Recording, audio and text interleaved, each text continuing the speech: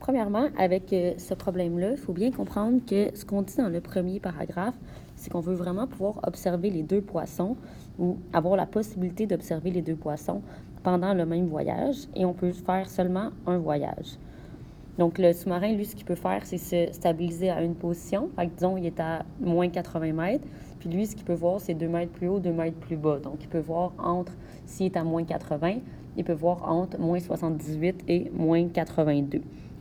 Et puis, le sous-marin peut se présenter seulement à 8 heures, 9 heures, 10 heures ou bien 11 heures. Puis, il va rester à la même profondeur.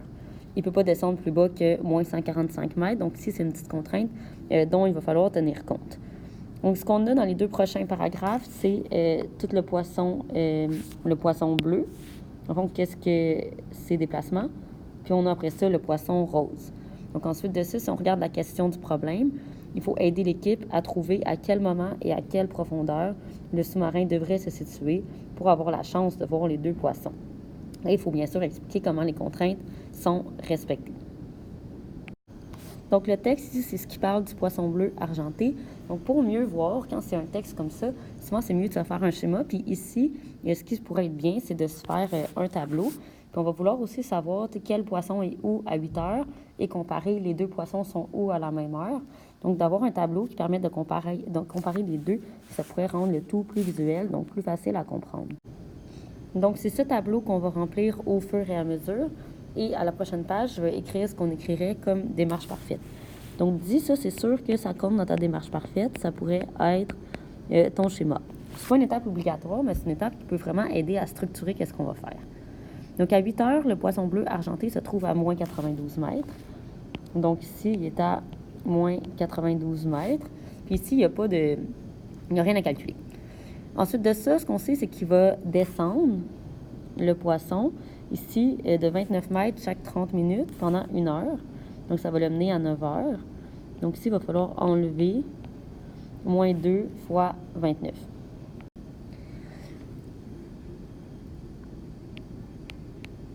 On est donc à moins 150.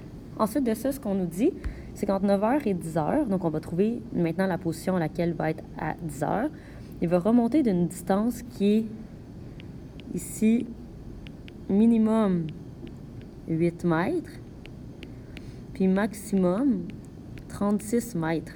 Donc, le poisson va se trouver entre deux profondeurs. Donc, on va faire le calcul de cette étape-là. 2. Donc, le minimum ici, on va être entre moins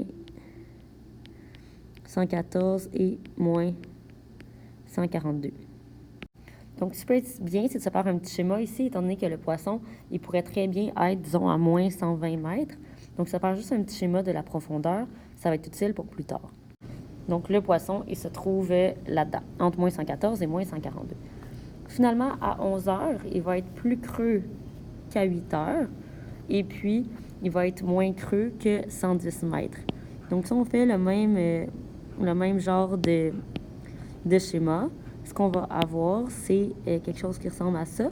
Donc, il est moins creux que 110 mètres, donc il est au-dessus, mais il est plus creux qu'à 8 heures. Et à 8 heures, c'était moins 92. Donc, le poisson, à 11 heures, il pourrait être entre moins 192 et moins 110. Moins 92, pardon, et moins 110. Donc, ça, c'est pour le poisson qui est bleu. Le texte qui s'affiche maintenant, c'est le texte pour le poisson rose. Donc, le poisson rose à 8 heures, il va être ici 2 fois plus creux que le poisson bleu. Donc, dans la démarche, je vais aller écrire comment je fais ce calcul-là, mais c'est un calcul qui va donner moins 184 mètres. Ensuite de ça, il remonte entre 6 et 8 mètres par 10 minutes pendant 1 heure. Donc, ça, c'est ce qui va nous mener à 9 heures. Donc, le poisson, ici, encore une fois, il remonte entre 6 et 8 mètres. Donc, si il remonte le moins possible, bien, ici, c'est 6 mètres par 10 minutes. Dès 10 minutes, il y en a 6 en 1 heure. Donc, il va remonter ici de 36. Et puis, le maximum qu'il pourrait remonter, c'est de 48 mètres. Donc, le poisson, il va se retrouver entre les deux. Donc ici, ça va être important de faire les calculs dans la démarche parfaite. Sinon, si on fait les calculs ici, ce que ça va nous donner, c'est entre moins 148 et moins 136. Donc, comme on a fait pour l'autre poisson, ici, on pourrait se faire un petit schéma comme ça. Donc, il va être entre les deux. Parce qu'on dit qu'il remonte entre les deux. Donc, s'il remonte entre les deux, bien, ce que ça veut dire, c'est que le poisson, bien, il peut se trouver n'importe où entre les deux. Donc, entre 6 et 8, peut-être qu'il a remonté de 6,001. Alors, ça va se retrouver entre le maximum. Le moins creux qui peut être, c'est moins 136, puis le plus creux, moins 148. Ensuite, il va remonter de 27 mètres entre 9 h et 10 h. Donc, dans le fond, c'est juste que ici, plus 27 mètres, et ici, plus 27 mètres. On ne sait pas exactement il va être tout. Donc, qu'est-ce que ça donne? C'est entre moins 121 et moins 109. Donc, encore une fois, ça peut être vraiment pratique de s'écrire ici qui est entre, disons, moins 121 et moins 109, notre poisson. Finalement, à 11 h, il se trouve entre ici 114 et moins 123. Donc, encore une fois, moins 123 et moins 114. Alors, le poisson se trouve entre ces profondeurs-là. Donc, une fois qu'on a fait ça, on a les deux poissons sont où, à quelle heure. Il faut maintenant choisir à quel moment on va les observer. On va avoir la chance d'observer les deux poissons. Donc, cette partie-là du problème, c'est la partie que les contraintes, c'est qu'on veut que les deux poissons soient là. Puis la deuxième contrainte qu'on veut, c'est que le sous-marin ne peut pas descendre ici plus bas que moins 145 mètres. Donc, première des choses, disons à 8 heures, le problème, c'est que les deux poissons ne sont pas du tout à la même profondeur. Donc, c'est certain que à 8 heures, ça ne fonctionnera pas parce que les deux poissons ne sont pas à la même place. Donc, c'est certain qu'il faudrait faire une phrase pour expliquer ça. À 9 heures, le problème, c'est que, oui, si on se dit que le sous-marin se positionne à moins 148, il pourrait descendre pour avoir la chance de voir le poisson à moins 150. Fait qu'on pourrait voir les deux poissons, mais le sous-marin ne peut pas descendre sous moins 45 mètres, 145 mètres. Fait qu'ici, le problème, ici, c'est trop creux. Le sous-marin, c'est à cause du moins 145 mètres de limite que ça ne fonctionne pas. Bien sûr, il faudrait expliquer ça aussi avec un texte dans une phrase pour avoir tous ces points. Ici, à 10 heures, si on regarde s'il y a de quoi de commun ici, c'est là qu'on voit que, oui, on est en bas de moins 145, en haut, pardon, et puis il y aurait des profondeurs qui pourraient concorder. Fait qu'on va y revenir plus tard. On va juste aller vérifier à 11 heures. Donc, à 11 heures, le problème, c'est qu'entre moins 192 et 110, il n'y a rien de commun. Donc, si on fait une petite ligne du temps ici, plus aplatie, mais de l'autre sens, on a, moins, disons, j'ai moins 123, moins 114. Fait que ça, c'est le poisson rose qui peut se trouver là. Et pour le poisson bleu, bien, ce qu'on va avoir, c'est moins 110 et moins 92. Donc, pour le poisson bleu, il peut se trouver là. Donc, on n'a rien de commun. Et comme c'est situé, le sous-marin ici, si on le met, mettons, à moins 112, il pourrait monter de 2, descendre de 2. Mais le problème ici, c'est que les profondeurs, c'est entre tel nombre et tel nombre. Ces profondeurs-là sont techniquement pas incluses.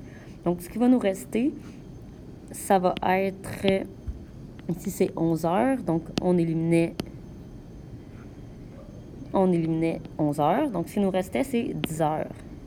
Donc, pour 10 heures, les profondeurs qu'on a, c'est moins 114 et moins 142, puis moins 121 et moins 109.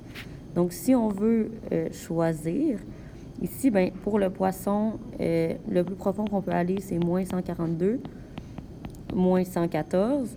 Et puis ça, c'est le poisson bleu qui peut aller là-dedans. Pour le poisson rose, on a moins 109 et moins 121. Donc, c'est juste important de placer ces choses dans le bon ordre. Et le poisson rose peut aller là. Donc, la partie qui est commune, c'est entre moins 114 et moins 121. Donc, c'est la partie la plus importante. Donc, qu'est-ce qu'on va pouvoir faire? C'est de choisir maintenant à quelle profondeur on met le sous-marin. Donc, il y a plusieurs réponses possibles pour qu'on puisse voir les deux poissons. Donc, il s'agit d'avoir, dans notre intervalle, inclure soit moins 114, moins 115, moins 116, moins 117, moins 118, moins 119, moins 120 ou moins 121. Ou bien, idéalement, on pourrait aller se placer. Puis là, il y a plusieurs réponses possibles. Mais disons, plus on s'entend que ce n'est pas une démarche parfaite, là, c'est plus une explication du problème. Donc ici, disons, moi, je vais placer mon sous-marin à moins 117. Bien, le sous-marin, il peut monter de 2, il peut descendre de 2. Donc, quand il descend, il va jusqu'à moins 119. Et quand il remonte, il va jusqu'à moins 115. Donc, ceci serait une bonne réponse parce qu'on peut voir les deux poissons à cette profondeur-là.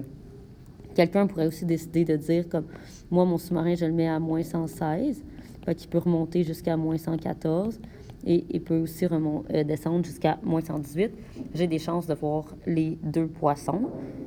Et on pourrait aussi décider, disons, de le mettre à moins 118, le sous-marin, et il pourrait voir les deux poissons aussi. Donc, on s'entend que tant qu'on est dans cet intervalle-là, on est correct pour la réponse.